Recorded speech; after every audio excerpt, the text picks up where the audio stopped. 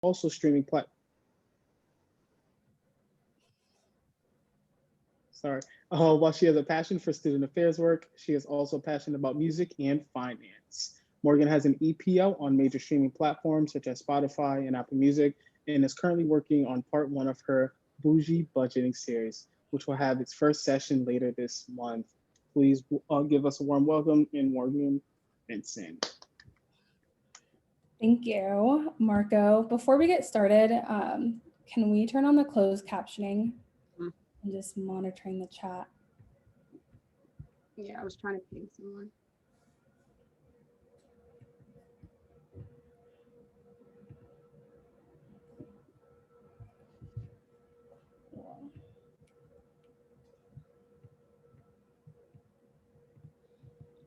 Just so everyone has access.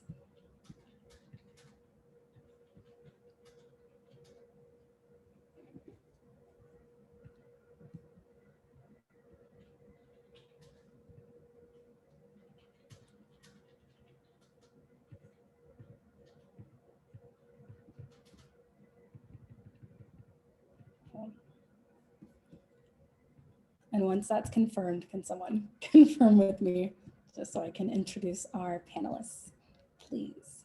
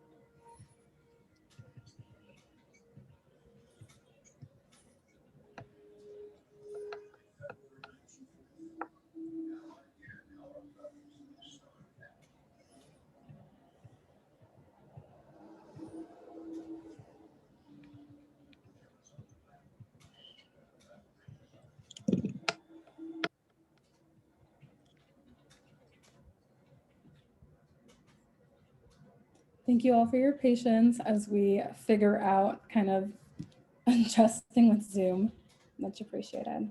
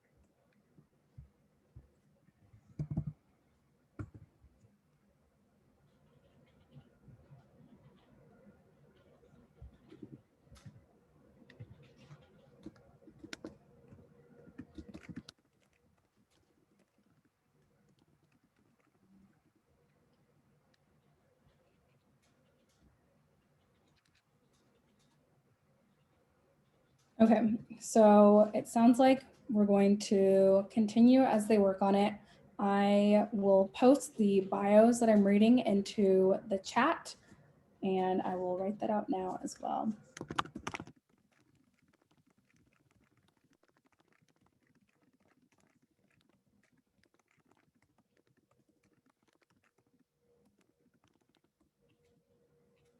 Let me Coffee.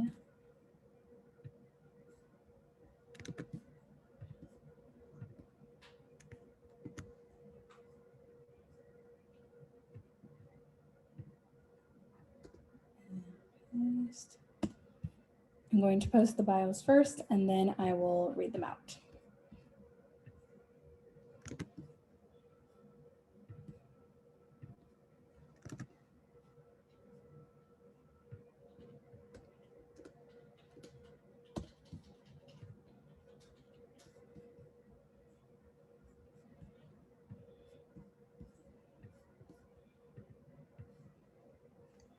It looks like live transcript just went on. It just went on. Yep. It's on, yeah. All right, wonderful. Okay. Thank you for the intro, Marco. I don't know if you want to post it in the chat just in case, and I will start with our first panelist. I'll be introing all the panelists before we get to our questions. So we're going to start with Andrew Fennell, who uses he, him pronouns. With over a decade of experience, Andrew Fennell has the expertise to provide anyone the highest quality web development, creative direction, brand strategy, and photography services. He has been sought after by top-notch brands who have been eager to work with the creative mind behind well-known campaigns. Most would be impressed with pop icons like Janet Jackson, hip-hop heavyweights like Rick Ross, Slick Rick, Rod Wave, Nicki Minaj, Yo Gotti, and R&B divas like Toni Braxton, SWV, Queen Naija, along with major record labels like Sony Music, Epic Records, Columbia Records, Warner Music Group, Alamo Records, Maybach Music, and Rowdy Records on his resume. But if they stopped there, they would be missing the major media houses like Sirius XM Radio and Viacom, shows like Love and Hip Hop, and VH1's Black Ink Crew. Added major brands like Sprint, the WNBA, Inked Magazine, and Monster Products, and it's no wonder why he stays really busy. So please welcome Andrew Fennell. Next up, we have Arena Linton. Arena is a certified body-mind coach. She uses she, her pronouns, owner of Massage Artistry, and a licensed massage therapist who has specialized in pain and stress management for the past decade. Massage Artistry is partnered with New York Fashion Week, corporate fashion companies, schools, and small businesses in the New York City area. Arena's passion is helping overwhelmed women, entrepreneurs, and teachers discover healthy ways of coping with stress so they can do what they love without burning out. With her signature program, The Blueprint, Healthy Hustle Habits, Arena gives busy boss ladies the step-by-step guide to creating their personalized plan to a work-life balance so that they can have more time, energy, and ease in their lives. She's empowering women to create more sustainable ways of working because she believes that discovering a profession you love is a gift and nothing should distract from your purpose. Please welcome Arena. Yes. Next up, we have Courtney Haywood, she, her pronouns. Courtney is the founder of Care Blackage. Care Blackage aims to spread love and positive energy while amplifying Black-owned brands, experiences, and stories. In addition to curated gift boxes, Care Blackage also strives to build community. Care Blackage hosts page takeovers where people share their favorite self-care tips, talk about their Black experience, or both. During their first 7 weeks in business, they had 50 people take over the page for one day, and viewers tuned in to watch daily and engage. Please welcome Courtney Haywood. Yes. Next up, we have Mariah Seeger-DeGeer, she, her pronouns. Mariah Seeger-DeGeer is a licensed marriage and family therapist, ICEFFT certified in emotionally focused therapy, and co-founder of BFF Therapy in Beacon, New York. Her work focuses on relationships and intimacy with a specialty in culturally mixed couples, LGBTQIA+, and intersectionality. DeGeer also provides anti-racist business consulting and sits on the board of a progressive independent school. She blends her therapeutic training with activism to guide individuals, families, and organizations to have deeper, vulnerable conversations on race. DeGeer has been quoted as an expert on race and relationships in Refinery 29, Good Morning America, Vice, Them, along with other publications. Mariah lives in the Hudson Valley with her partner and 2 kids. She enjoys gluten-free cooking, spending time hiking, and gardening. Online therapy available to Minnesota and New York residents as well, at BFF Therapy on all social media. Please welcome Mariah DeGear. Yes. And last but certainly not least, we have Obi Amile, he, him pronouns. Obi Amile Jr. is the co-founder and CEO of The Cut, a business management platform for the barbershop industry. In the last few years, they've grown to more than 2 million users who've booked over 20 million appointments. Today, nearly 10,000 barbers around the country are using The Cut to manage their business every day. Prior to The Cut, Obi worked as a software engineering analyst for Accenture Federal Services. Before joining AFS, Obi was a software developer at Wells Fargo, where he worked with both business executives and fellow developers to build out products. He also interned as a data analyst for a cognitive enhancement startup, TrueBrain. Obi has previously built and released an app on the iOS App Store, Payday, an app making it easier to forecast paychecks and improve savings habits. Obi earned a BBA in Economics Finance from James Madison University. Please welcome Obi Amile. Yes. Well, we're very excited to have all of you here today.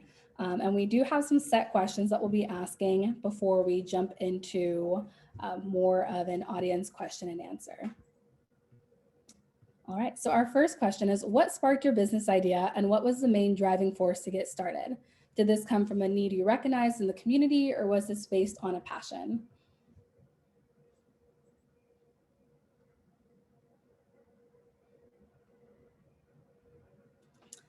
You're muted.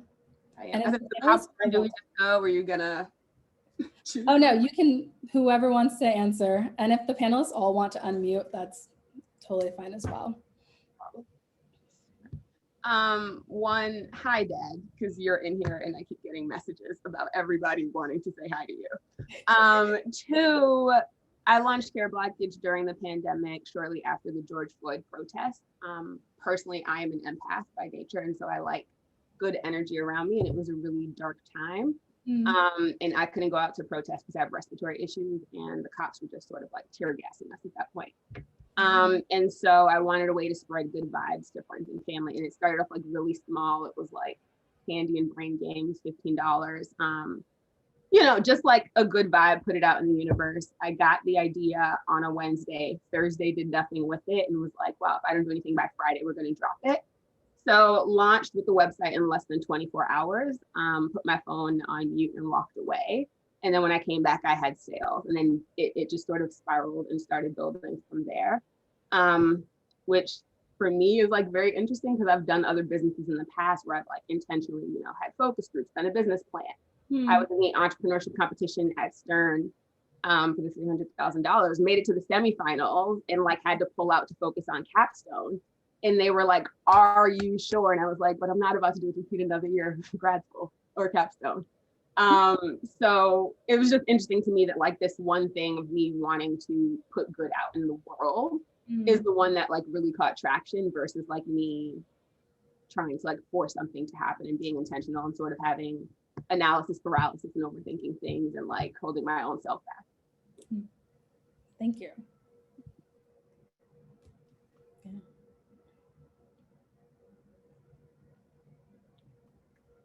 I'll go ahead and go. Co-founded The Cut back in 2016. And I mean, I'm sure everyone has had a bad haircut experience, both guys and girls in here at some point or another, right?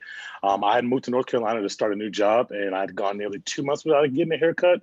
And the issue wasn't that there weren't great barbers, it's I had no good way to discover them. The best alternative was a Google search or Yelp, and that would give me at the shop level, but not the individual barber within the shops. Then I can't really gauge their different talent levels or if they're comfortable cutting my type of hair. And so that was really when the idea started to sit with me. About a year later, I moved back home around the same time as my co-founder, and we were both kind of exploring what we wanted to do next. And we were just throwing ideas back and forth, and I pitched him the idea. He got interested. We started talking to a few friends, and of course they got excited. And then we really started talking to the barbers in our local neighborhood to get a better understanding of kind of what their pain points were. And so we really came to understand that they had issues around managing their schedule, managing their relationship with their customers, but then also growing their business. So when we realized, hey, if we build a software solution that helps them run their business more efficiently, then we can aggregate all these individual barbers around the country and now build out a platform to make it easier for people like myself to discover barbers anywhere around the country and the world eventually.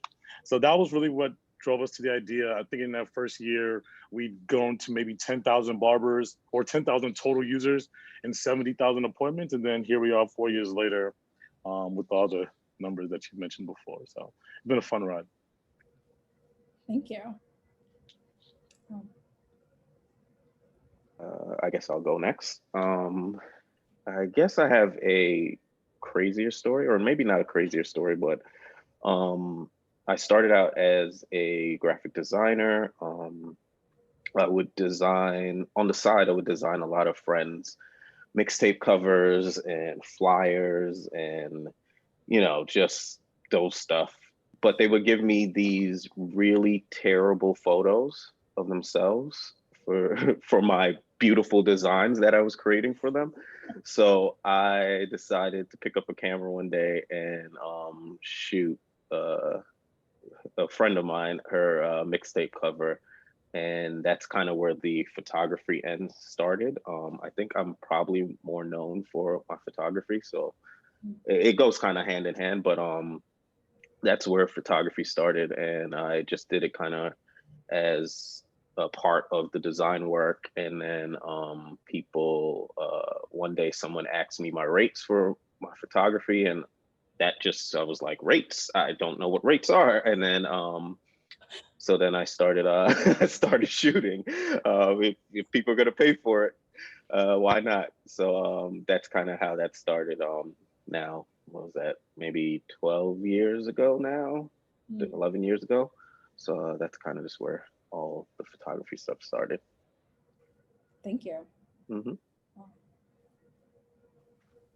So for me, I went to massage therapy school with the idea of this laser focus of I wanted to work with athletes. You know, I had this vision of being the massage therapist for an NBA team or something, and then eventually opening a clinic that also was with physical therapy. And a couple of years out of school, what I really noticed for me was that working one-on-one with these people, we just don't know our bodies. And when we experience pain, we don't know what to do with it. And the longer that we sit with it, you know, we sit with that pain, and that pain not only just sits with us and affects, you know, how we can move, but it affects how we show up in our lives and the interactions that we have with people, and it leaks into every aspect of our lives. So for me, you know, if it's someone who loves what they do for a living and they're experiencing pain, that affects their work. If they're an entrepreneur, it affects their productivity. It affects, you know, how they interact with their family and their loved ones. So I started to focus really heavily on educating the everyday person who loves what they do for a living and just doesn't know how to make it sustainable, and teaching them about their body, about their stress, about healthy ways that they can cope with stress and be proactive in the way that they show up in their lives, so that it positively affects, you know, what they do and the quality of their life. So for me, it took a little bit to find my way, but I found my passion, and that's working with people who also have a passion and just want to do it for a really long time. Thank you. I love that. So I am a marriage and family therapist, and I've been in practice for years now, it feels like. But I was in practice in Minnesota, and then moving back to New York, I started my own practice here. And I was fortunate enough to know that I could stay busy in a group practice. And so I had like that faith in myself going already, which was great. But then starting my own practice here in New York, I was able to really focus in on the clients that I like very intentionally wanted to see in our community. And I really specialize with mixed race couples. in the queer community. And so being able to have my own business to do that felt very different than working in a practice that I love and I'm still connected with, that was a white-owned practice. And so to be able to have, I mean, not just the social media piece around it, but just all of the branding line up more authentically was so important. And it made a huge difference in the clients that were reaching out to me. And then if we roll that, so I've been in practice for almost 3 years, but if we roll that into at the beginning of the pandemic, absolutely the busiest I'd ever seen it. And I have now 2 kids at home, and I had a baby in June. So right around George Floyd and having a baby and everything, it was really busy. And then I went on maternity leave, which was like great timing as a therapist. And then I was able to make a bit of a shift into a lot more of my activism work. And so then now coming back from maternity leave, I'm able to blend those two together in a really authentic way.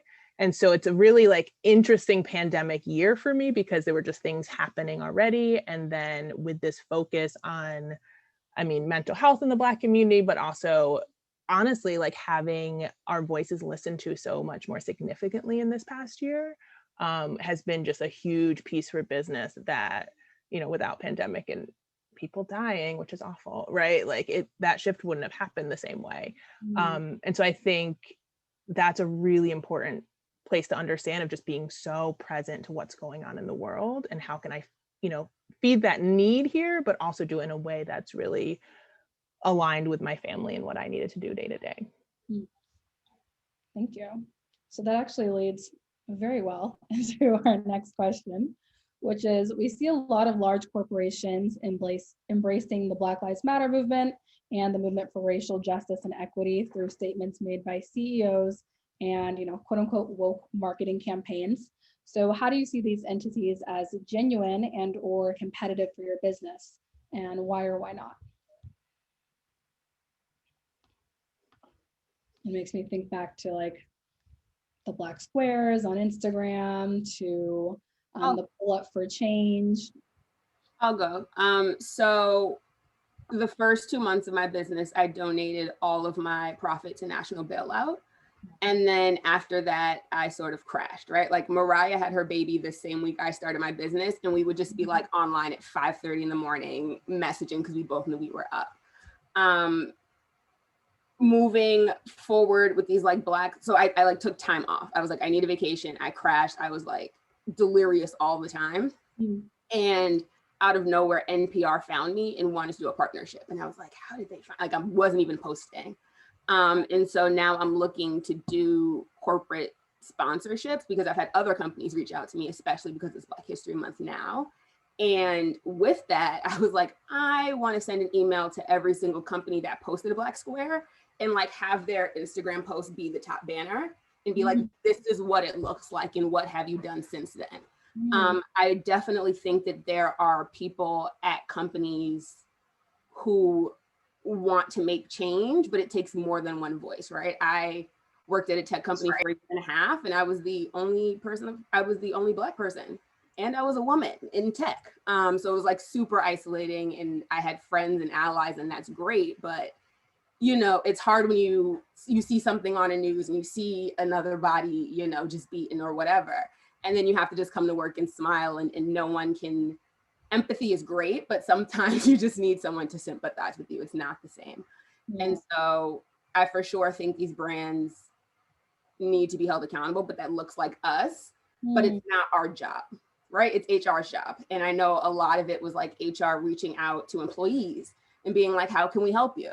And it's like, you can fucking hire a consultant, like go hire a Black person whose job it is to do this, put money in there, like circulate the Black dollar, and hire someone to do this, because this is not what you're paying me to do. And that is the best way you can support me, is to like just understand and do your own research, hire people that look like me in places of leadership. If I need a day off, ask me. Don't try to touch my hair. We've been there. I think everyone has had the like, especially if you work in tech and it's not like an American company, and culturally things look a little bit different.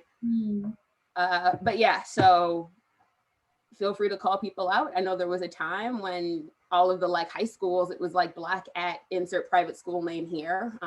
The school Rain and I went to for sure had one, and it was like disgusting stories, and it brought up a lot of like unresolved trauma from us there. But then there's like unresolved trauma that we have in the workplace day to day, right? And then you couple being Black with being a woman, and like how many times you are spoken over, or how many times you say something and then someone says something in the same space and then it's like received different. Or you like want to say something and you're like actively trying not to be the angry Black woman. Like all of that is not our job. You pay me for 9 to 5, you pay me to do X, Y, and Z. Everything extra, you're gonna have to add some dollars to my pocket. So just holding them out and being like, no, I'm not gonna do that for you as well. But I'm sure if you do like a quick LinkedIn search or Google search, some super dope Black woman or man will pop up and they can absolutely be a resource to you. That's true. Thank you. If it's okay, I'm just gonna hop right back in on that one real quick, because that's absolutely like sort of where my business ended up going. And after the insurrection, this is when I was called onto different businesses that do like trainings for influencers and do a lot of like social media branding to do like in-house training. And so like even like in the last month, there's been a ton of that. And a piece of that for me came from me just like tweeting about exactly what Courtney's talking about, of just like, hey, everyone's real silent, right? There's a lot going on. I remember you being really upset about those riots. Like, what's happening? Like, why are we so quiet? And so then having the brands that are showing up a little bit more authentically, leading into hiring someone to be like, how do we do this work? And so my work really blends with people doing like really deep, that inner work about being actively anti-racist compared to, you're reading the books, which is like fantastic. And we're doing all these different trainings, but I really work with folks on that very personal level, to be like, if you don't understand it fully, you're not going to recognize the microaggression, that's happening in the boardroom. You're not going to recognize when, all these little touch the hair, all these little things are happening. And that's really where I'm pushing for different brands to lean into that work beyond just putting out a diversity statement. Because so much of this is like the pretty statement with the nice graphics for Instagram. And like, that's it. Like, even if you're going beyond putting up the black box, the dreaded black box that went up, it's like, we really have to do this soul searching work. Otherwise, like it's, my fear is that we're going to get so complacent in the next year, especially with the administration change. Thank you. Yeah. And I think even thinking about diversity statements that companies put out, I would see comments. I know Nordstrom put one out and staff members or former employees commented like, this is not matching what we are being trained or what we're seeing every day. Exactly. And on the inverse, I'll just hop right in real quick. There are other companies that are like not vocal that are doing things all the time, because I remember at the beginning of lockdown, I was like, I need a therapist. I need someone to just check in on me to make sure I'm not jumping off the deep end. And it wasn't a great fit. And I hit up one of my mentors and she sent me a contact and she was like, oh, this is the one we used for Live Nation.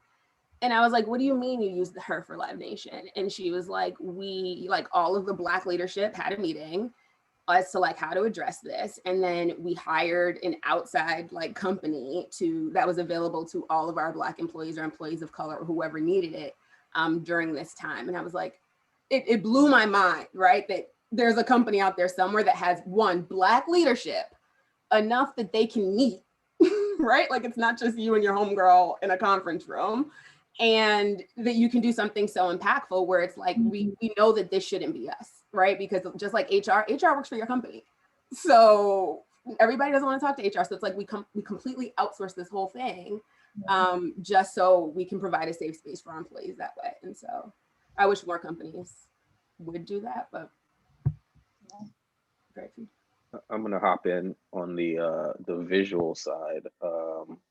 How many tone deaf commercials have we seen and ads have we seen? I think, some companies I feel like their heart is in the right place, but there's not one person of color on the creative direction team, not one person of color taking the photos. Yeah, they'll get, Black models, but I think it kind of starts behind the scenes. You know, my business has, I guess, grown through all of this because I am a Black creative director. So, you know, the companies that are smart, they go and get Black talent to create these ads and to, you know, I don't even know the word, but to kind of just get things going in the right direction anyway. You know, I've always fought against gatekeepers in the industry. It's just like, you know, they just, you get to a place and they lock the door on you. So I think hopefully with all of what's going on now, you know, there'll be a influx of Black creatives working in the industry. So that's where I'm at on the creative end.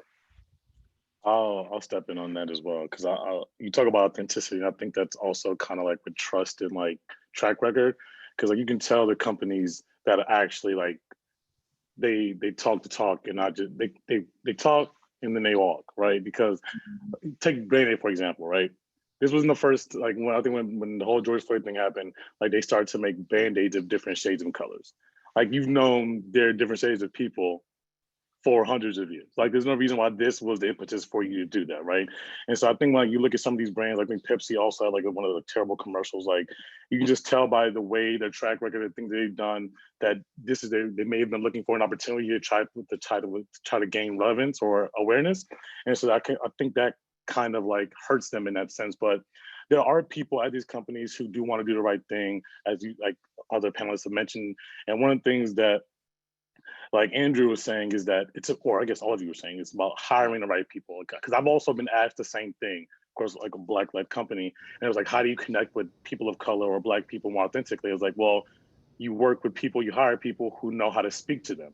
And it's that simple. Like, it's not that hard to try to like figure it out. It's not like science. Like you just, if you have people on your team who can connect with them authentically and genuinely, it's that much easier. So I think like, hopefully, this is a shift in the way people hire. Like I saw a lot of like spreadsheets going around during the pandemic of like people of color, Black people, Hispanics, where like companies were trying to hire more. So hopefully this gets more people hired in certain positions so that they can have more of an impact on like decisions, and you'll start to see some of those changes start to happen naturally over like the next year. Mm. Yeah, just piggybacking off of that, it's so crazy to me that companies just don't get it, because if they're trying to break into the Australian market, they go and they get an Australian company. Exactly. But when it's anything with people of color, they just never decide to actually hire someone of color to do it. So, you know, hopefully it's changing, like you said. Thank you. So given the increased support for Black Lives Matter, I know that Courtney and Mariah talked about this, but did you see your customer base grow, and kind of what did that look like?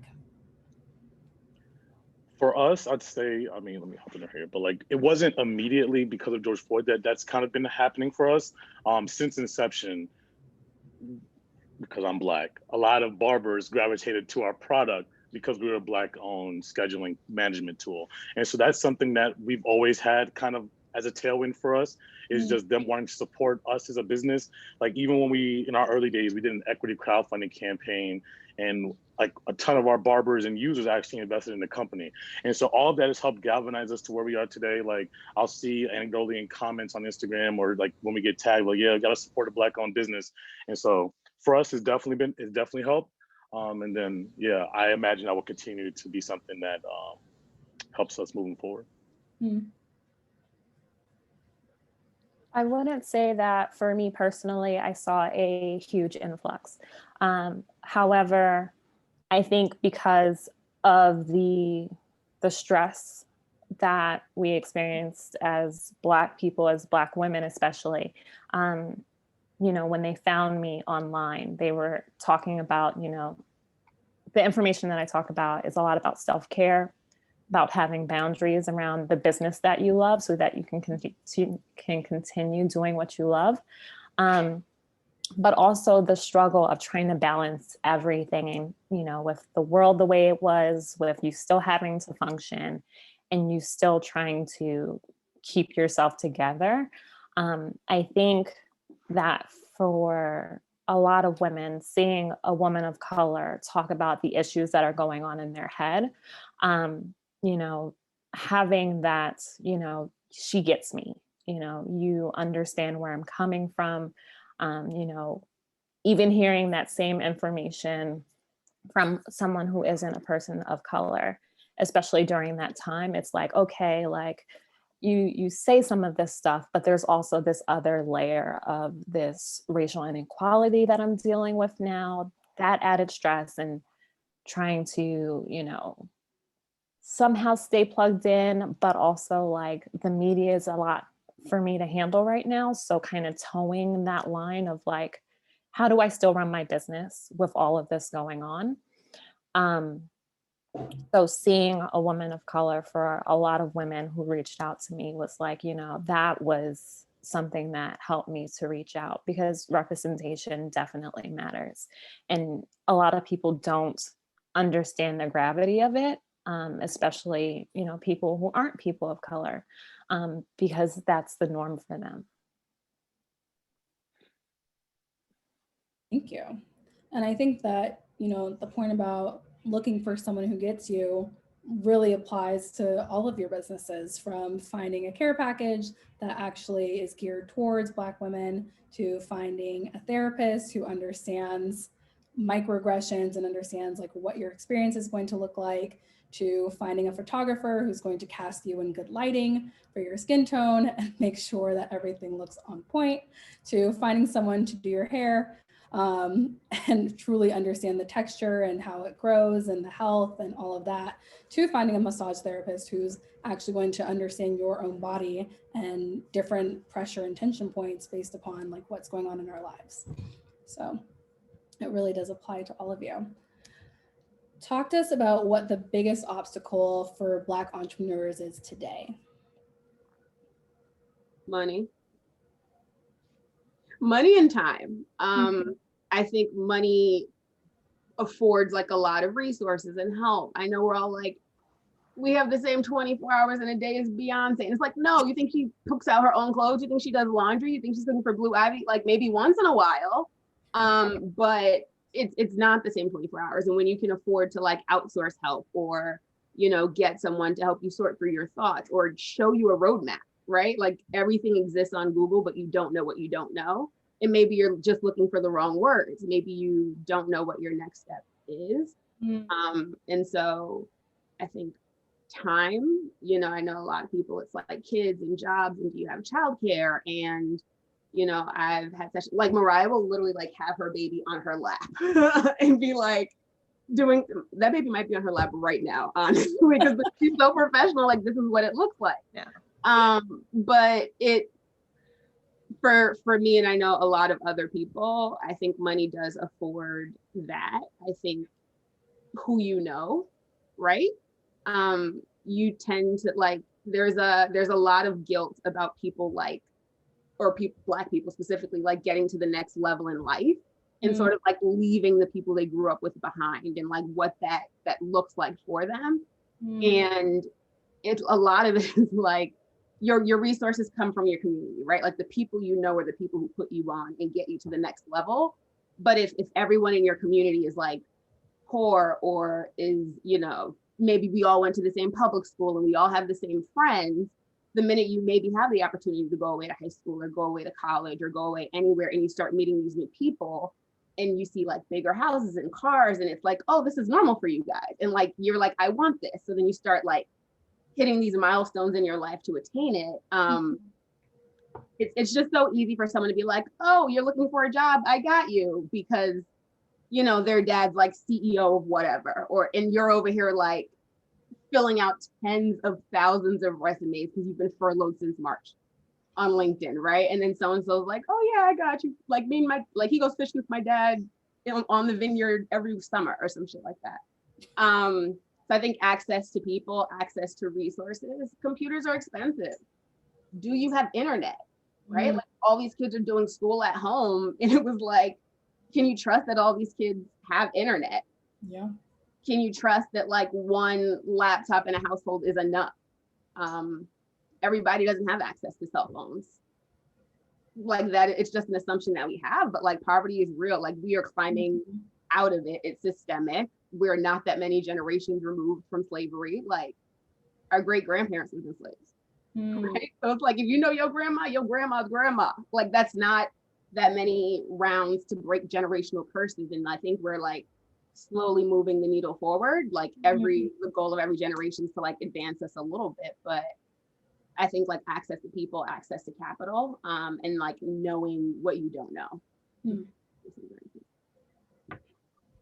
Courtney's taking all the good answers, man. That's okay. I know. She just took everything. I was about to say the whole gatekeepers getting, next level who you know, but she wrapped that up. But that was what I was gonna throw in there, but she got it. I mean, I have known Andrew for a very, very, very long time. We did an internship together, drjays.com. Sophomore year of college, junior year of college. Something like that. Friends ever since. But I was like doing accounting and he was creative there. Then he had a magazine, and then it's like seeing him like, it's like when Nicki Minaj was first popping, he was like meeting her, and then it'd be like he'd spiral, and like he would just be like at an event and he was like, oh yeah, someone like invited me, and I'm like, how do you know so and so? And then it's like Angela Simmons, and I'm like, like, and to him it's so normal now, but there's so many other opportunities where it's like people are saying your names in rooms and are showing up for you, and like his trajectory and his journey has been like insane. He's on his second studio. He's like, I don't even know if he said that today. He was like living in Vietnam and was like working and shooting out there. So like being a Black man shooting like different, we're talking about like bodies and how to challenge yourself and how to build your network in a new community where you like completely don't know anybody, right? Right. I love Ratchet TV. I was like watching Love and Hip Hop, and I was like, is that Drew?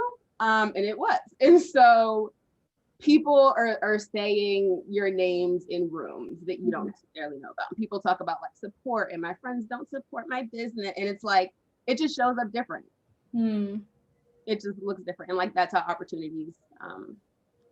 So and I think leaving yourself as well open to pulling talent from quote unquote below you is really important as well. Like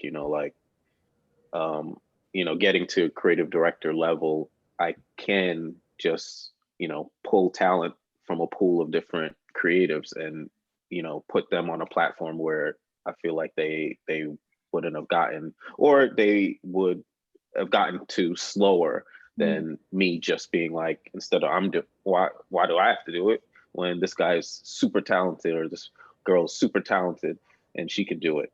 So I think, I don't know, like us as, people of color, Black people, we get to like a level and we're just like, nah, I got here, you gonna have to figure it out yourself, blah, blah, blah. But like, if I had gotten, if I had that person to just be like, hey, come shadow me on this shoot, I probably would have learned 10 times quicker and not have to hustle. The hustle, I think hustle culture and grind culture is like destroying us, like making us turn our wheels and spin our wheels in ways that we don't need to if we just speak to each other and ask and, like ask for help. Like it's okay to ask for help. It's okay to say that you don't know what you're doing and how can you do this better. So I think a lot of that needs to start happening because other cultures do it and they are able to move much faster than we are moving. So especially, I'm talking creative, but I think it's across the board. Yeah. 1000%. That's something I've also noticed too, just like when I've tried to reach out to other Black people who are like 2 steps ahead of me and where I'm trying to get to me, it's always so much harder to get them to give me advice about how they were able to navigate the entire like how they got to where they are, right? And that's one thing that like I've spoken to other like Black founders about this, and they've expressed a similar sentiment. And it's almost like there's a feeling of there's not enough out there for us. So it's like, I'm going to hold on to what's mine and you can figure out how to get there. It's like that crab in a barrel mentality. It's like everyone's trying to hold, like, I'm trying to keep my position. So I don't know if I have enough room for you. And like Andrew mentioned, like other communities don't work like that. They're so much more willing to pass on knowledge, and because they understand like you can build a bigger pot. Like the more of you who are there, the more money that's there, like there's more opportunity. Mm-hmm. And that's what like I think it's gonna start to change as there's more Black wealth created. I think that's something that will happen. But like the quicker we can get to that point, I feel like you're gonna start to see a lot more entrepreneurship. Like even now, like there's I think it was like what the CBO talked about, like in the midst of the pandemic, Black entrepreneurship is one of the fastest growing. Like there's so many more Black entrepreneurs and business owners now. And I feel like there's just been a big decentralization of like information of how to start businesses, and like how to get from A to Z, you know, getting an LLC form, things to understand around marketing and raising capital. And as all that information starts to become more readily available to Black people and other like people of color, like that information gap from how to go from 0 to 1 will like start to minimize. And then you're going to start to see even more people start to start businesses, because outside of not having time or the capital, like knowing what you don't know is probably the biggest barrier, because you don't know how to fill those gaps or what those gaps even are. So yeah, I feel like once you're able to like reduce that and make that process of education more simple, then you're going to start to see a lot more people start businesses who look like us. Absolutely. You know, you guys were talking about the hustle, and I think because of where we are and where we want to be, because that's so much of a bigger gap, you know, us as Black people, as people of color, like we know how to hustle. We are not afraid of hard work. We'll do the work, and that work will burn you out. And I think also a part of that is too, like owning your worth and understanding how your time is so valuable. So, you know, Andrew was talking about rates. What are rates? And I think because of where you're starting, a lot of us start out priced way too low. And that, you know, time is money, but time is valuable, and that's not something that you can get back. So understanding that you need to charge what you're worth, that you don't have to discount everything to everybody who asks, and then understanding when to let go of the hustle and to hire people so that you have more time for yourself, so that you can create that lifestyle that you want, so that you can bring other people up with you. And I think for us, the hardest thing is letting go of that hustle mentality and really starting to reap the benefits of all of the hard work that we've already done, so that we can start stepping into doing more for other people, to playing to our talents, to really showing up and spending our time being the most valuable, having the most impact. And I think that's the hardest part, you know, besides the money. You know, there's another level, and that's another barrier that we have to break through as entrepreneurs. That's sometimes the hardest.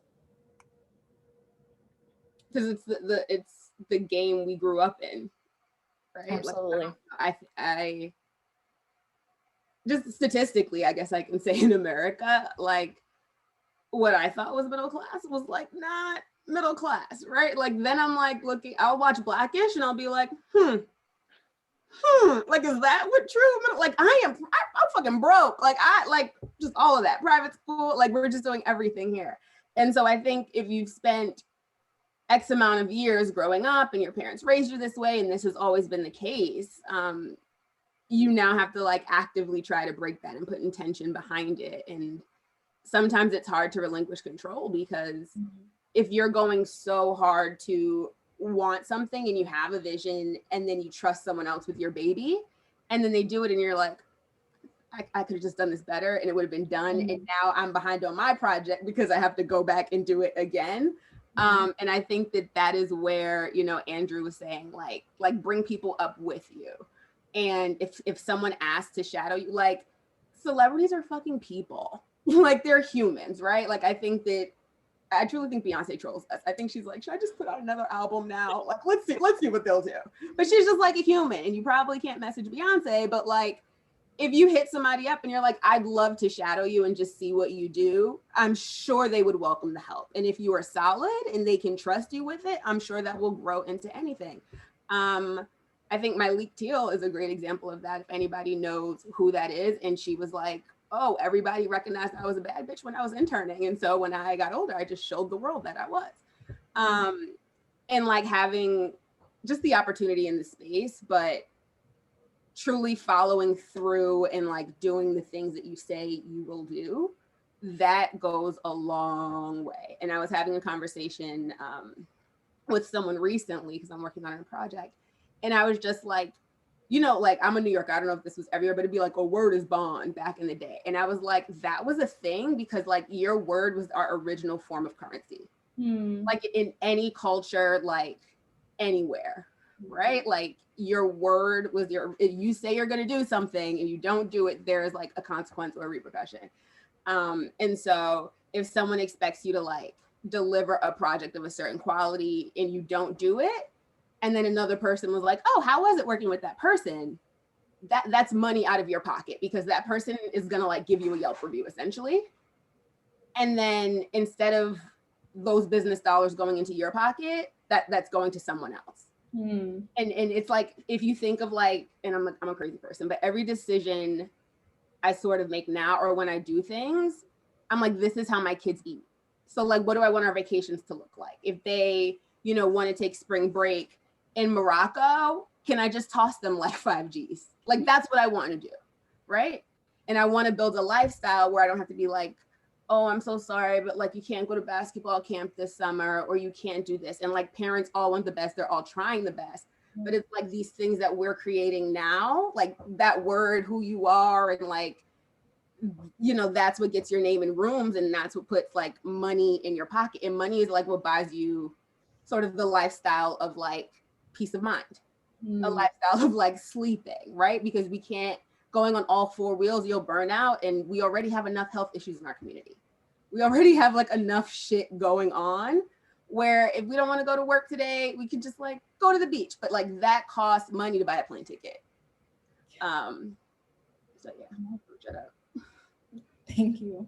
I would add, so he's like, we have money, and then this mentorship piece that's so important, and then this trust piece. So I work a lot with Black and Brown high achievers, so entrepreneurs, like y'all are right here in that.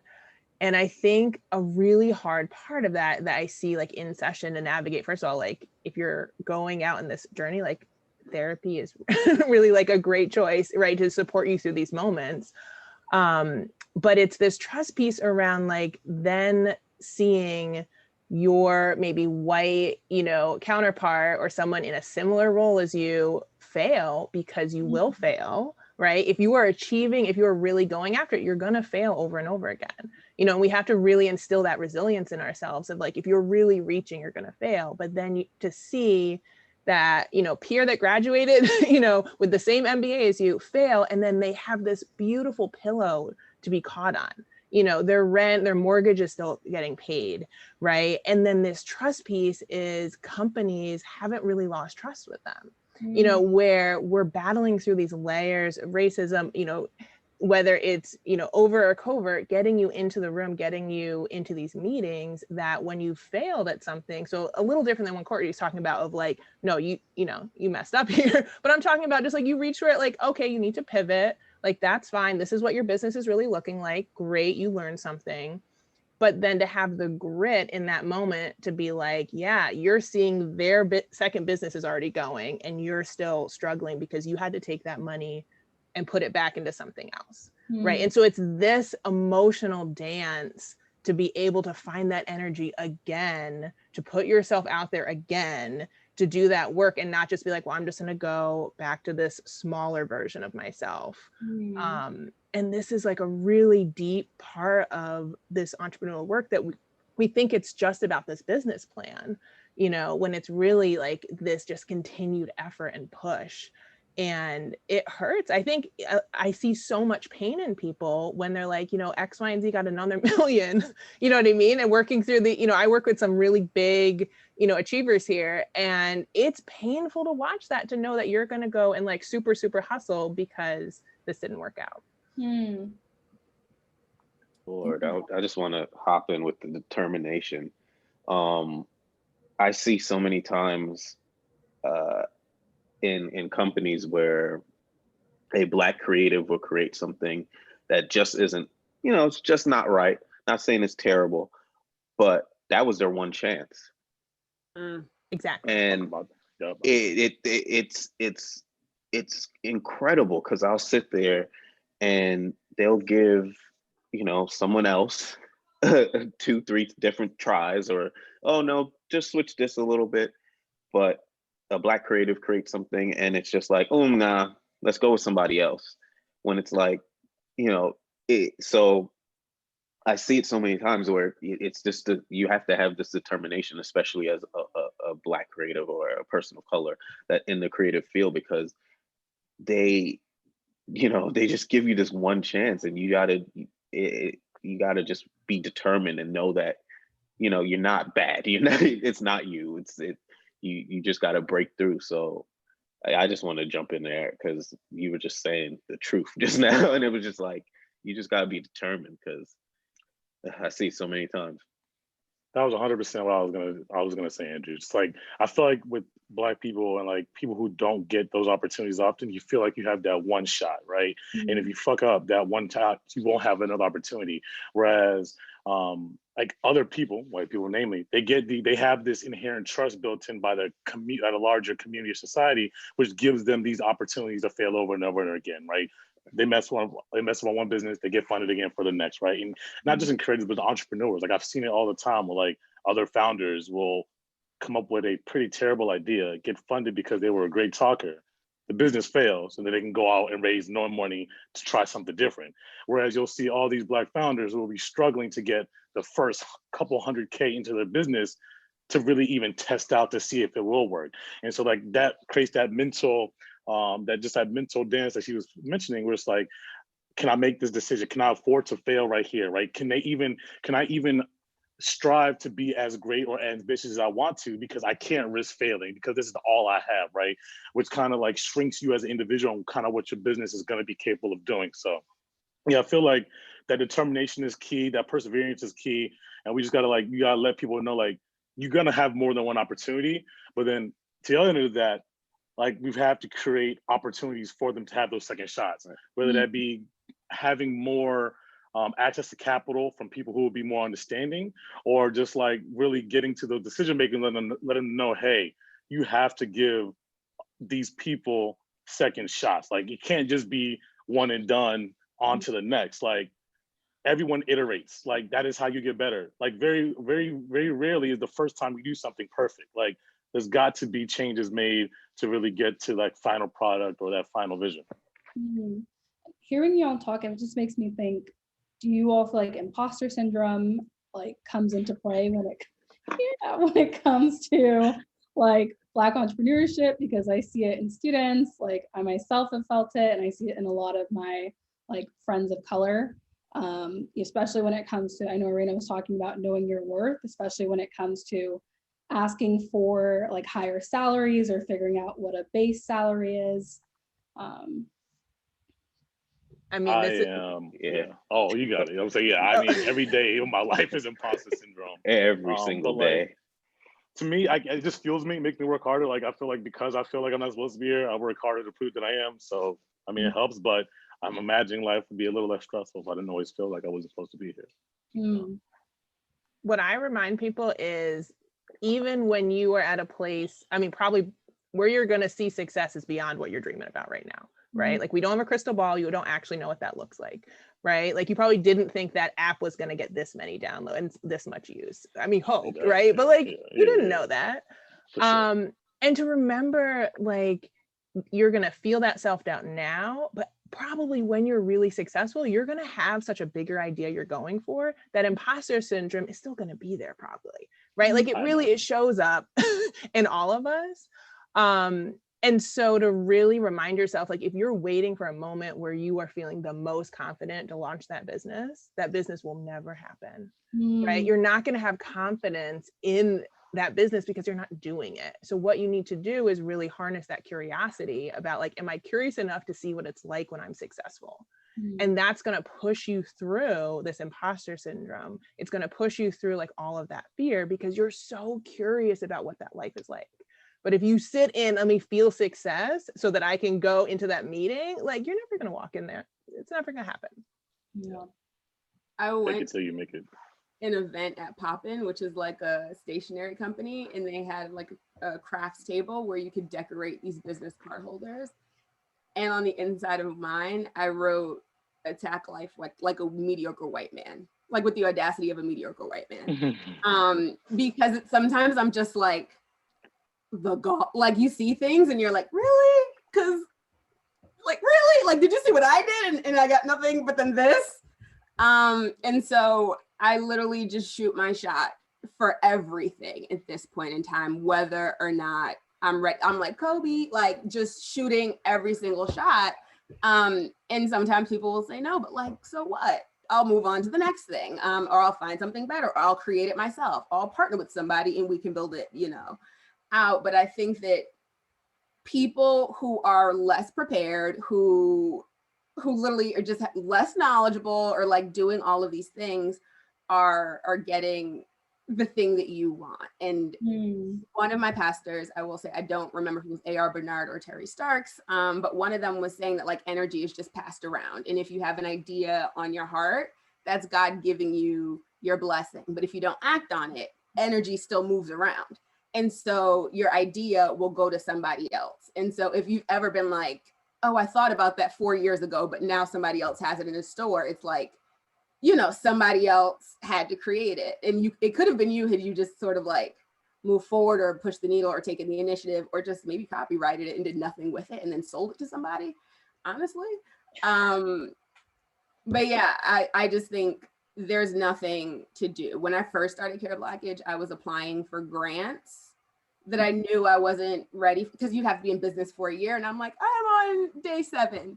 But I was like, I want you to know this name and remember this story because you're going to see me again next year. And I would like write that in there and be like, thank you for your time. And just like move forward because what do we have to lose, right? It takes a person the average of 7 times before they make a purchase or a sale. Like think of you as the item you're selling. And like, what do we have to lose? Because sometimes these companies are like, oh, I have $50,000 also in this budget. Like, what do you want? And you're just like, there's so much money out there.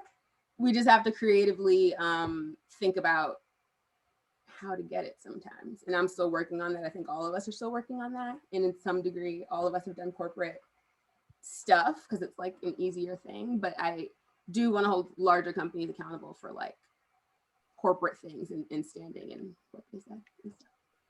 Well, speaking on money, as you've all kind of mentioned, it tends to be a major roadblock for like aspiring entrepreneurs. So what advice can you all share around getting money to starting that business?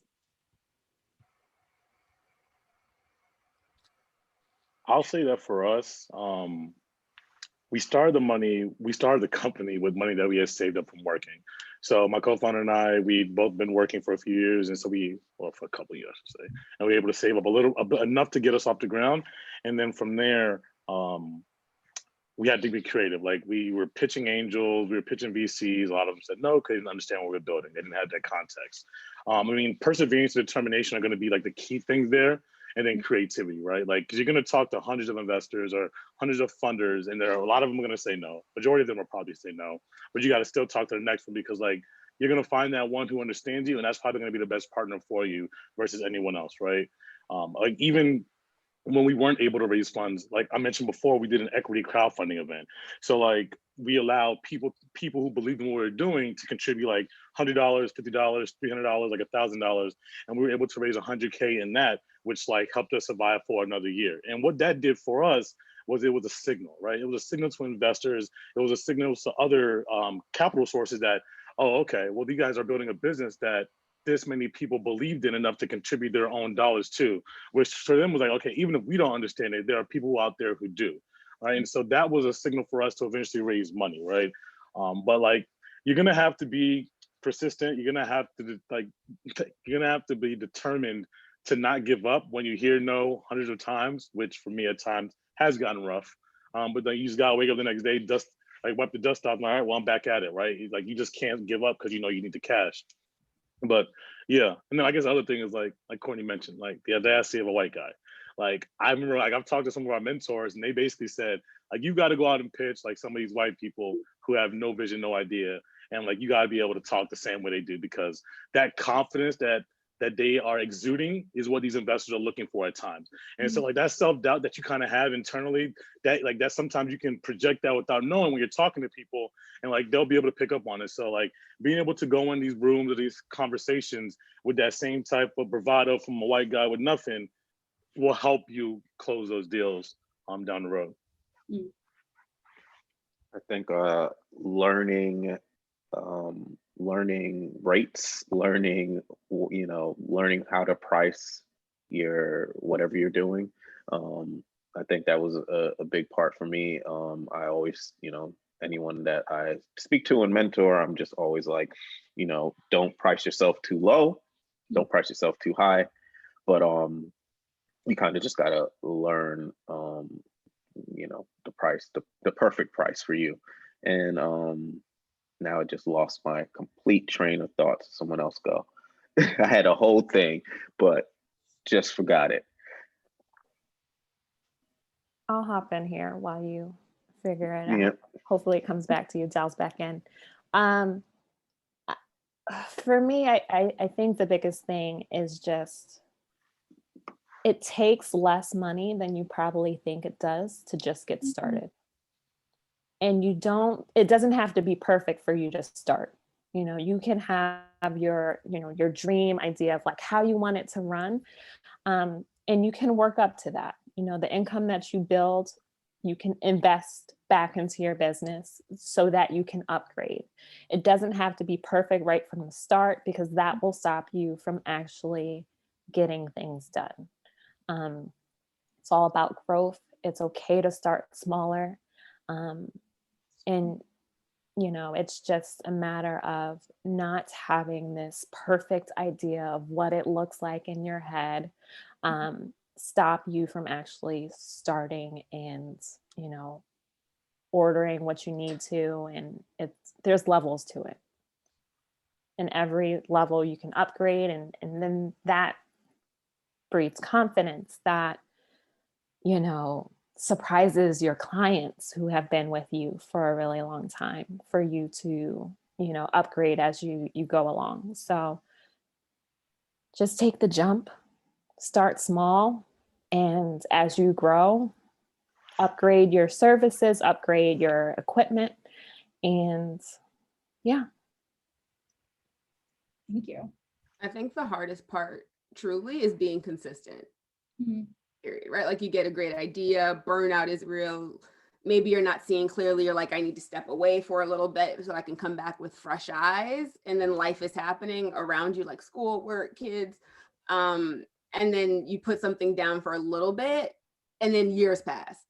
So truly just staying consistent, finding something that you enjoy. And then if you don't enjoy it, at least something that you are passionate about, because it's a lot. There's a lot of work. It's a lot of late nights. It's a lot of like, your brain is working a different muscle.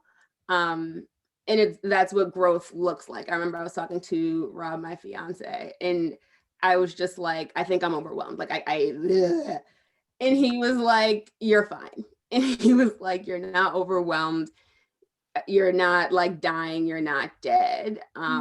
He's like, you're growing. And this is what growth looks like. And like, it's called growing pains for a reason. Like, when you were a kid and your like knees would ache, or like, I don't really remember my growth spurt. I'm not sure that I had one that happened in one summer. Maybe that's more of a man thing, but growth is supposed to hurt. It is supposed to be like, now I'm like balancing a full-time job, care blockage on the side, planning for a wedding, and just trying to like keep my sanity. And I technically should also be training for a marathon but ask me if I could even run a mile right now.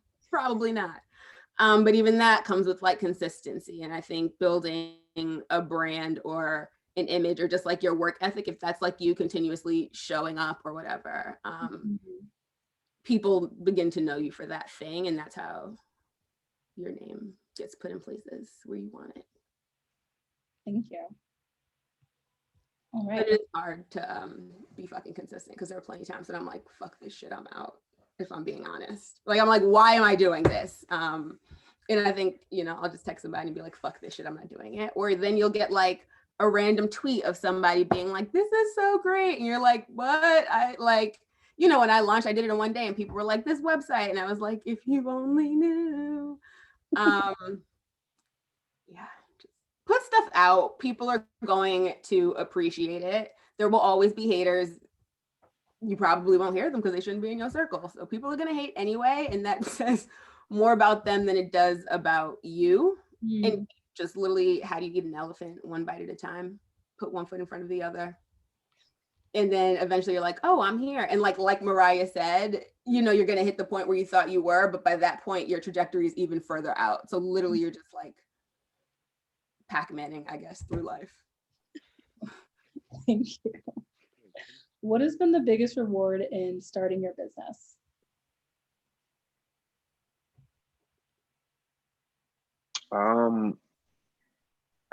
So I'm terrible at celebrating my wins.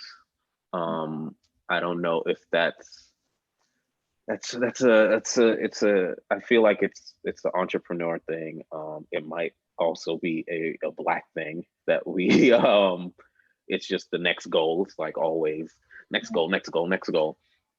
So I have been trying to celebrate my wins more. I think something that I'm happy about being an entrepreneur is people always say time, even though we work 24 hours a day, it feels like, but I also still have time to, or when you're able to schedule your life, you have more time than you would, you know, having a 9 to 5. So time, flexibility to travel, the ability to be that gatekeeper to let people in, you know, that I think is probably the biggest thing. Like Courtney was saying, I do have a studio in Brooklyn, and being able to have young talent come in there and use the studio and mentor young talent, it's amazing. So I think that's the most fulfilling part of this whole thing for me. Yeah, I know that sounded like I was going to say more, but that was the end of the sentence. I would second that.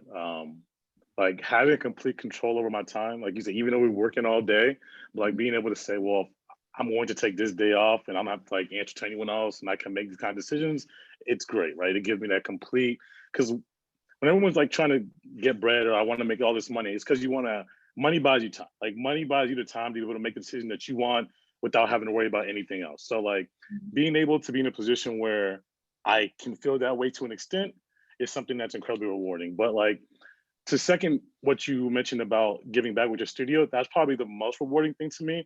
I mean, even like since I was a kid, I've always wanted, I mean, like when you talk about Black people making it, like it was like you got to be a hooper, some athlete, or a rapper, right? And so like for me, I've always wanted to change that narrative. I wanted to show people like there are other ways to make it without those two routes, right? And so like when I have friends or like people who reach out to me and say, hey, I've been following you, this is incredibly motivating, I love what you do, because of you, I started my business, or because of you, I've gone ahead and I've like gone after this goal. Like that to me always like it warms my heart. It's like, oh, that's crazy. Like that I'm actually like motivating people in that sense. Cause like I want to do it, and like to see that it's actually happening to me, that's always like a little bit of like an additional accelerant for me, like to make me go harder, like so I can get more people like behind me, because I want more people to go walk down this path. So like anytime someone tells me that I inspired them to, or I helped them like make the decision that when they were teetering, it's like, I don't know if I started, and then they decided to,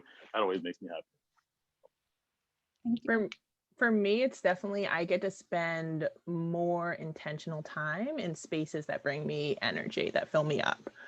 And especially like as a therapist, like that's so important, you know, to not hit this burnout point, but also to know that like I'm getting energized off this work, but also this work is healing our community.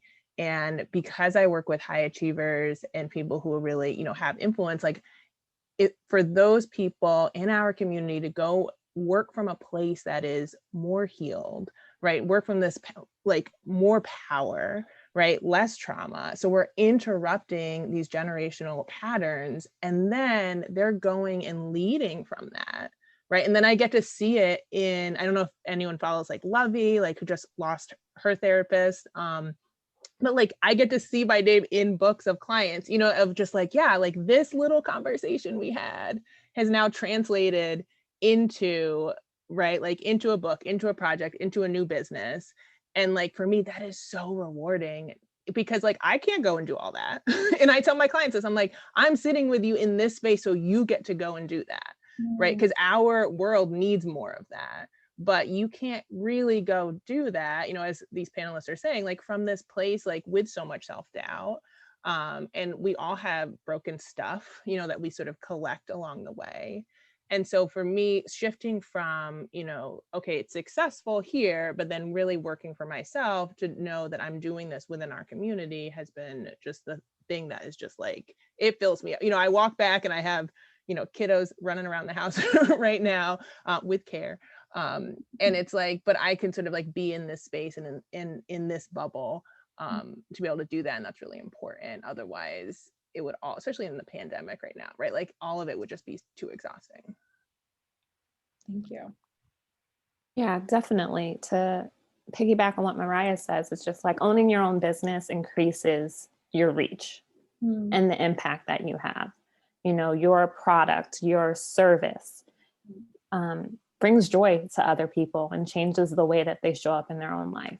And then they're able to then reach out to someone else. And that impact creates waves. So it's just so rewarding that, you know, you're just in your lane doing what you do and minding your Black owned business, and you're inspiring people, you're changing people's lives. And it's, you know, it's wild to even think about, but, you know, just being intentional with that, but also intentional about how you spend the money you then make, you know, investing and partnering with other Black business owners, and, you know, making sure that your impact through your time and through your money is where it's at.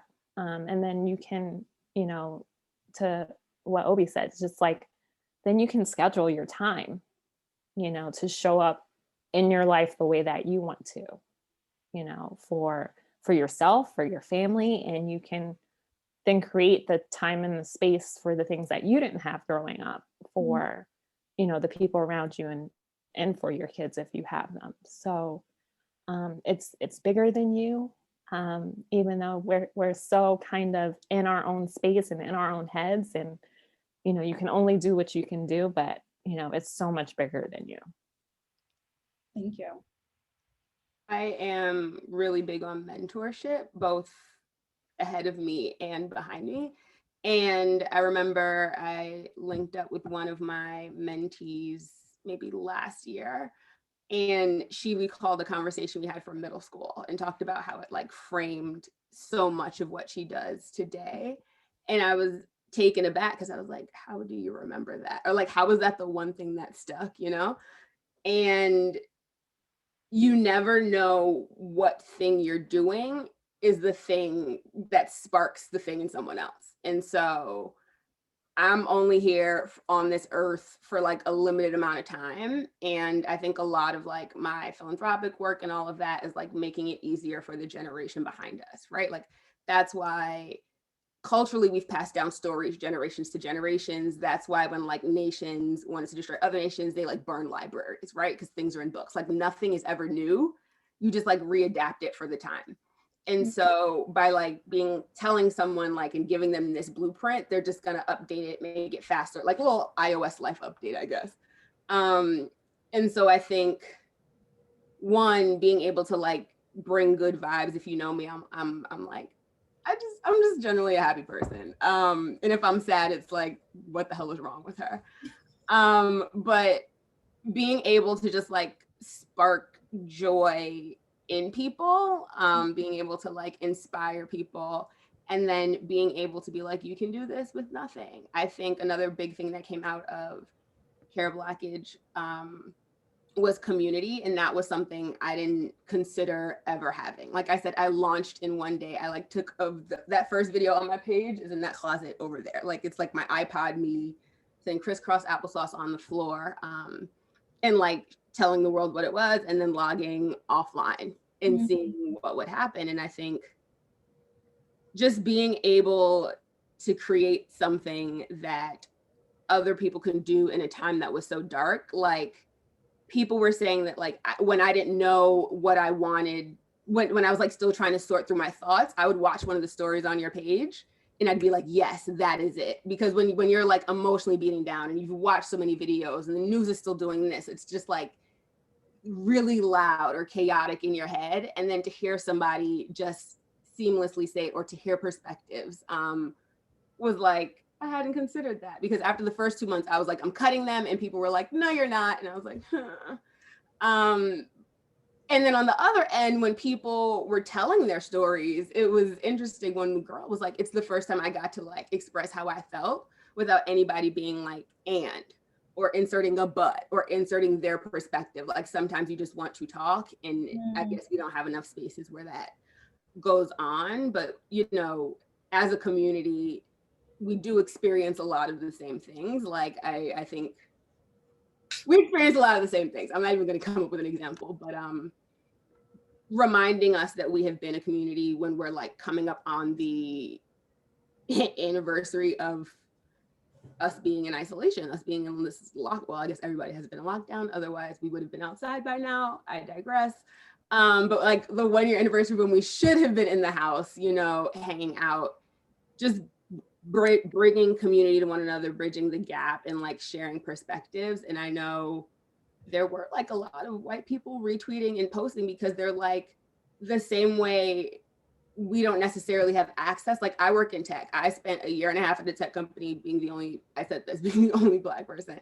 But for some people, they like don't know Black people exist. And I know it sounds crazy, right? Like even growing up, we had Boy Meets World, Sabrina, we had a whole TGIF lineup with like Family Matters and stuff. And then I get to high school, and in our senior year, we're sort of like RAs, but in high school, if that makes sense. So we had like freshmen.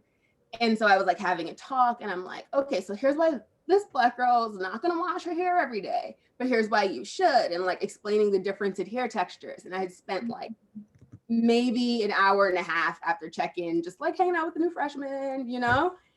And then one of the freshman girls, I still love her, I still follow her today. She was just like, so can you explain to me why your skin is brown, but mine is white? And I was like, what do you mean? And she's like, well, I don't understand how like your skin is a different color than mine. And I was like the science behind melanin, are we talking about you tanning? Like, and I was like, so all of your TV networks, everybody in your neighborhood, you know, when your mom had take your daughter to work day, when you go to restaurants, I was like, you have just never been exposed to like a person of color, and it's your freshman year of high school, right?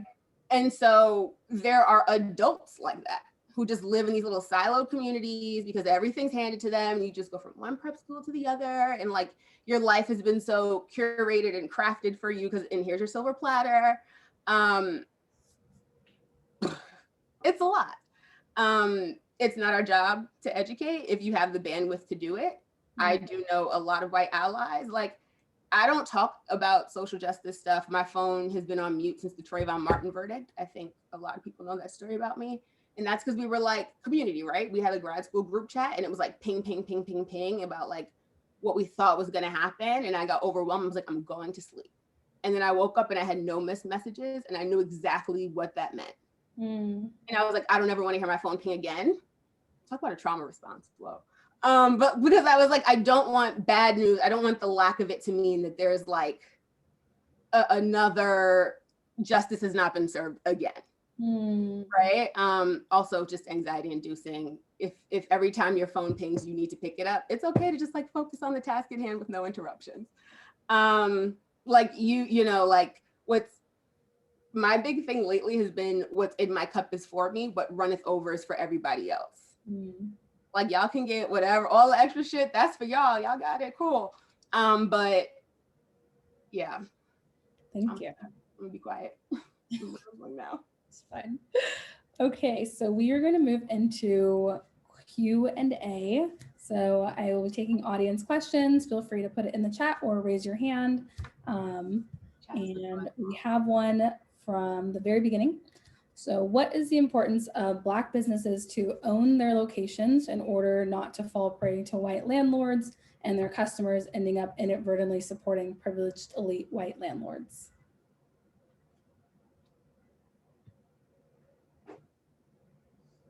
I don't know that any of us own land. Yeah. I guess I'm the only one with some type of brick and mortar. I don't know. Yeah, I mean, I would love to own, the building that I'm in. But what's the question again? One more time. Yes. What's the importance of Black businesses to own their locations in order not to fall prey to white landlords and their customers ending up inadvertently supporting privileged elite white landlords? So I guess. I mean, I guess the beginning part of that, it's very important. I think, owning your house, owning land, owning your business property, I think that is important in itself. I wouldn't necessarily towards the end, I don't see you putting money in the landlord's pocket per se. I mean, you're supporting the Black business that is just renting from the space. So I don't necessarily believe that because the person doesn't own the land that the business is in, that you're supporting the landlord and not the business. So yeah, that's my answer. I don't know if that's a good answer or not, but yes. I think owning like your intellectual property is extremely important, because if you don't come from wealth and you're like funding things yourself and being scrappy and creative, if you have a great idea, like the first thing with Care Black is people are like, oh, do you have a trademark? And I was like, this was just supposed to be for my friends. But then they were like, someone's going to take that name, so do that. And it's like, think about when you're starting a business, you're like entering another level, right? And there's people with a lot of money. And I feel like I talk about my brother a lot, but I had a conversation with him recently about like, he's like, were you thinking the VC funding route, or like, where were you going? And I was like, no, I was like, that's not why I'm in this. And I was like, I understand that some people are, and that's what you want for your business. But I was like, for me, that's having another, like I have someone else to answer to. And so he was like, then you need to understand that like when people see a good idea, they can take the same idea, right? Like you don't own the concept. Go to the supermarket, look at the bread aisle. Like you don't own bread. There's like 10,000 types of bread out there, right? But if someone has $5 million to do the same thing I'm doing, I can maybe move the Care Blackage needle this much in a year, and they can like do this because they can hire the best, website designers. They can hire the best, everything essentially. And it's not just like me hacking it on a back end, staying up till 5 a.m. halfway sleep deprived.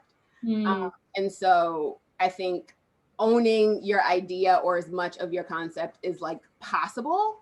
That way you can like sell the concept to them if they want it so bad, or they can't steal it from you and just throw money at it and like, send your shit into oblivion is very important. And so I think we've seen there's a family out there that is really famous, that is well known for like just taking people of color's like designs and then denying it. And then the Black women are like, no, because here are my receipts, like literally from when your stylist bought this dress for me or when they bought this thing for me.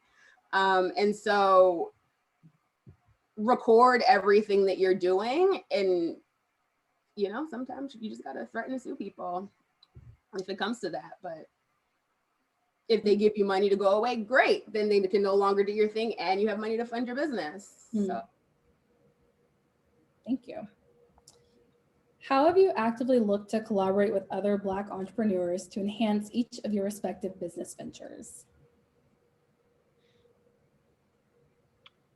I almost exclusively try to work with Black models and Black hairstylists and Black makeup artists.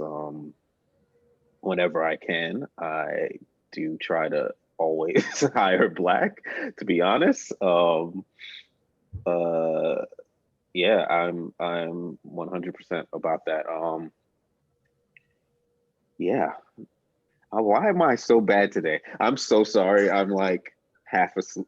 I'm not half asleep, but it's been a long day. I'm doing a rollout for this thing today. There's been a lot, but yeah.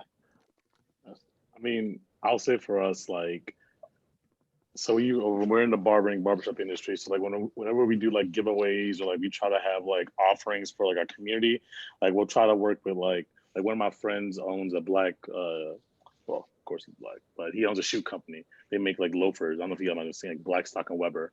And it's like when we've done like collaborations or like we want to give away a pair of shoes, like I'll try to actively find brands that are funded, like owned by Black people. And like that's who I'll try to collab with. Or like even if it's in the grooming space, like there are so many barbers who try to create their own products now.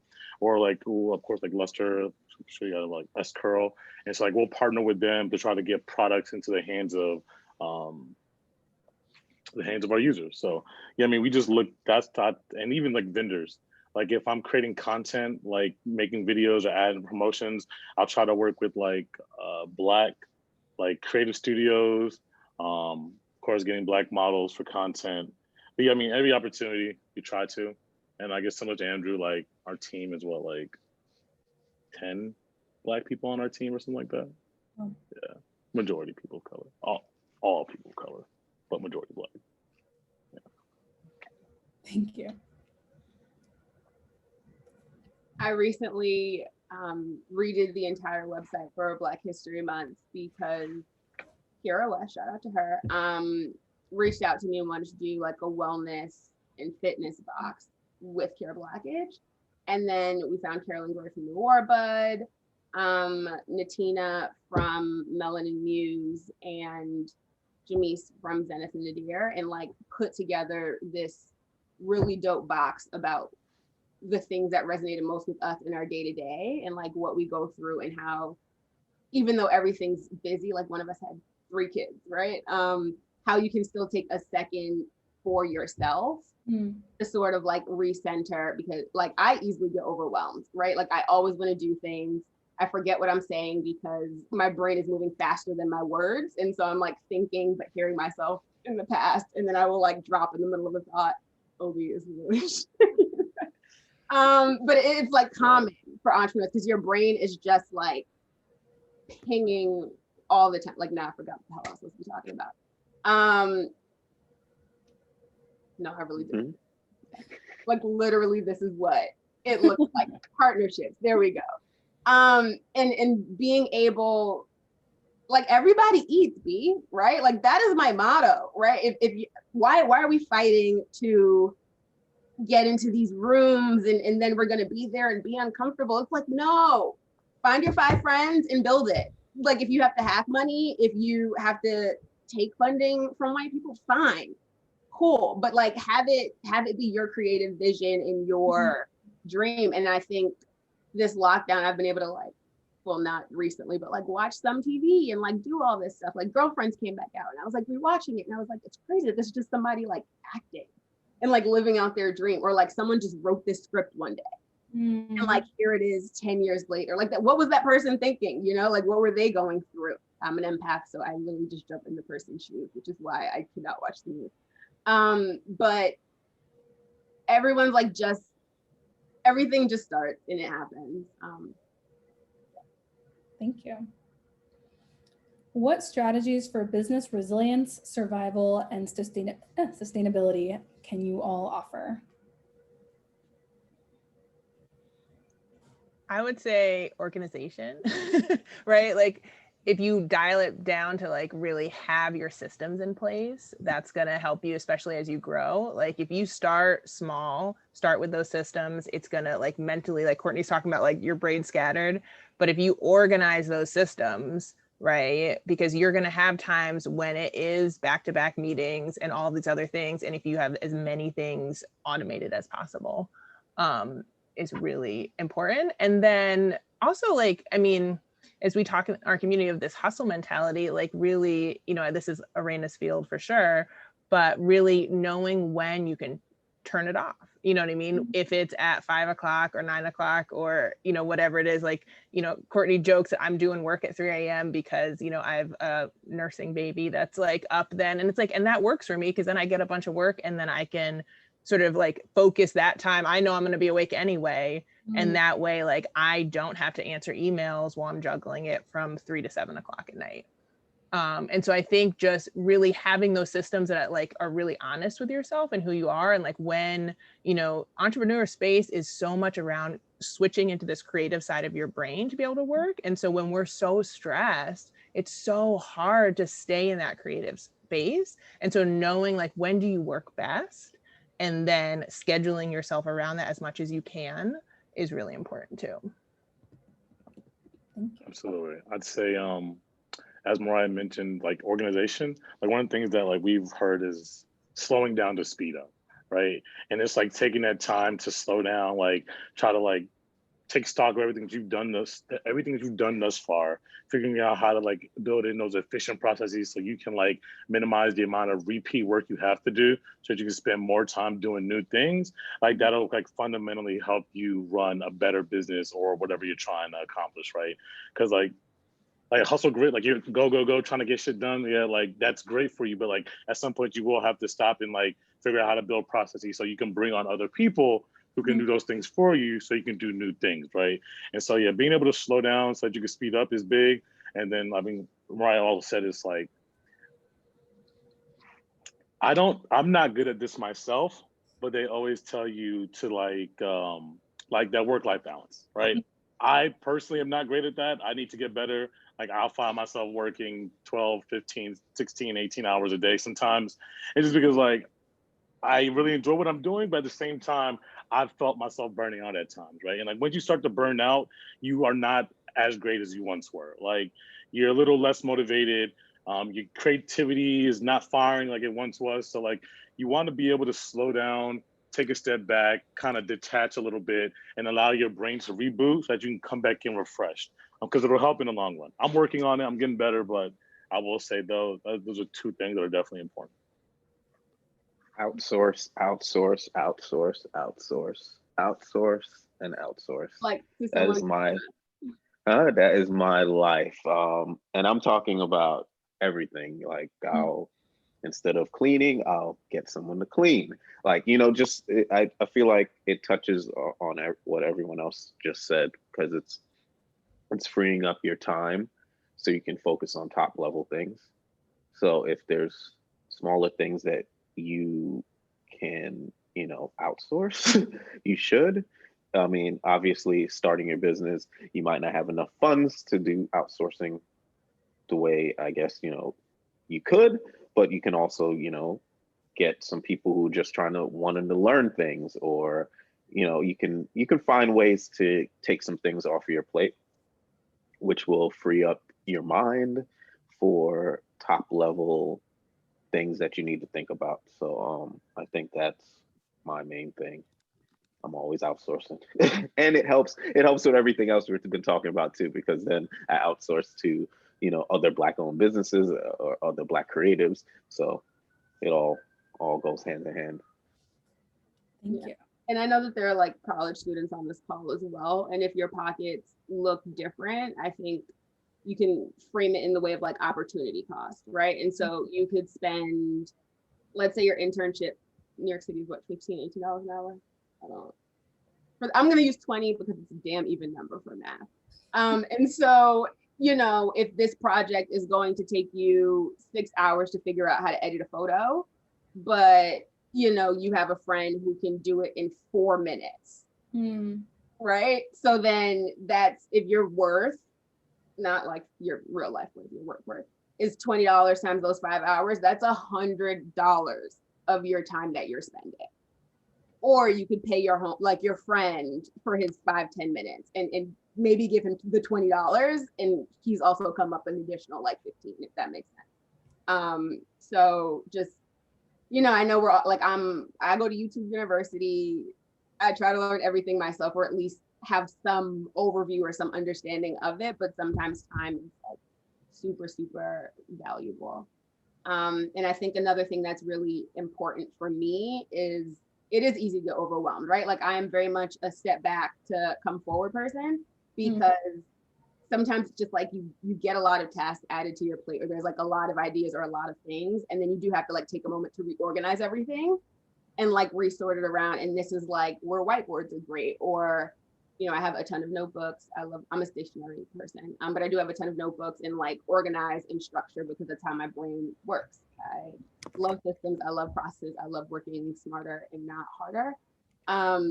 But all of that is like a lot of energy, or it could be overwhelming if you are, you know, working for one project at work, and then like all these Slacks start coming through and you start hearing these pings, or your phone is pinging.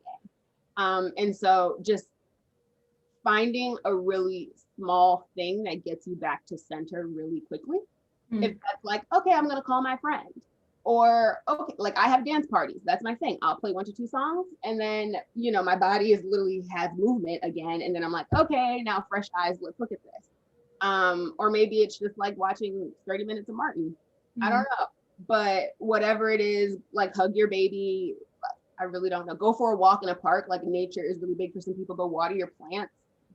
Actually go eat some lunch. Whatever like 3 or 4 minute thing that's like easy for you to do. Figure out what it is that can like get you back to center for the project. Like, because energy is like big, right? If you were like, I'm super drained, but I just have to get to the end of this. If you just like get up and get moving sometimes, and then you look at your paper, you're like, wow, I was like waddling. Let me fix this real quick, because you just had to step away to come back to it. So I'll throw that in. Thank you. And unfortunately, we are going to have to move on to the raffle just with time. But there is a question that if you would like to answer it in the chat while we are going through the raffle prizes, that would be great. And the question is, how can one not mistake good criticism for hating? So as we move on to the raffle, I will write this into the chat. And if you want to respond, or Raina, if you want to respond to the question before as well, feel free to. We just have to move on for time's sake. So I will pass it on to Marco.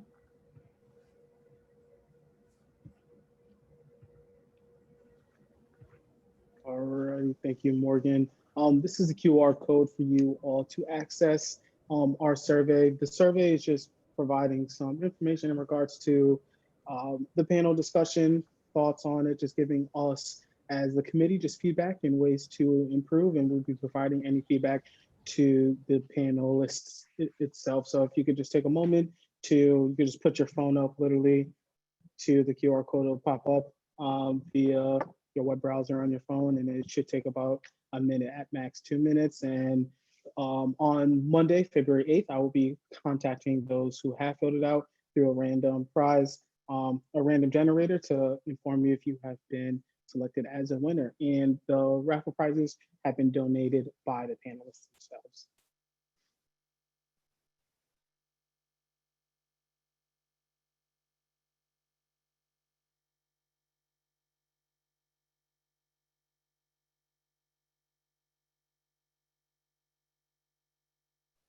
I can also put the URL in the chat as well. So just give me 1 sec.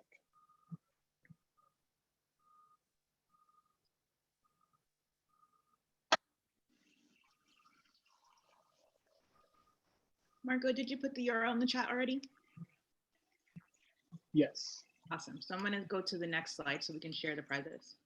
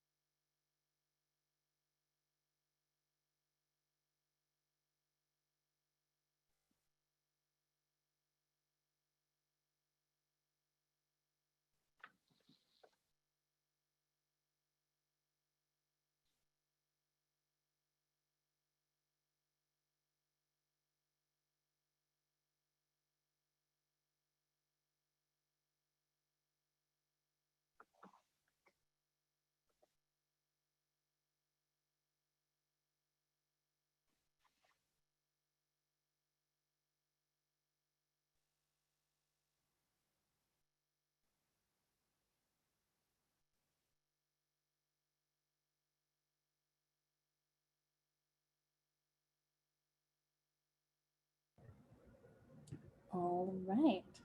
So from here, I just want to thank our panelists for a wonderful conversation around entrepreneurship in the Black community, how you all got started, what you've been working on.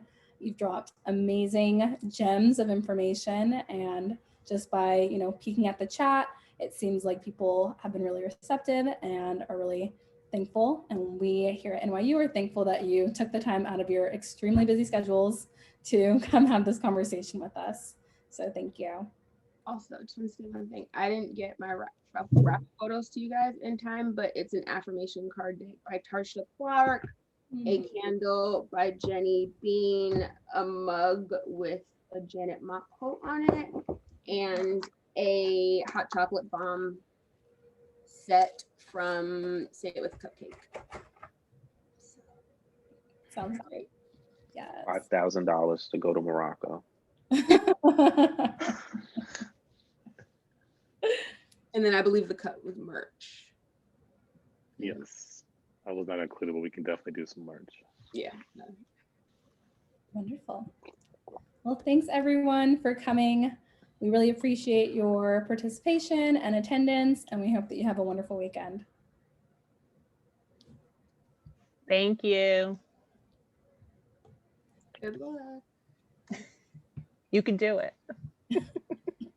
Also, can I win a therapy session, Mariah?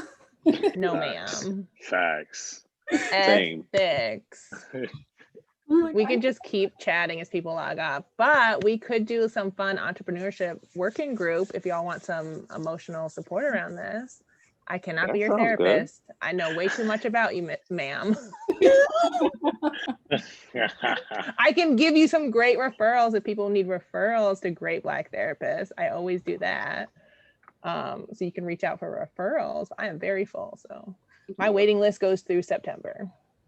Okay. When you hosted That's what I'm saying. Yeah, Yeah, busy, busy.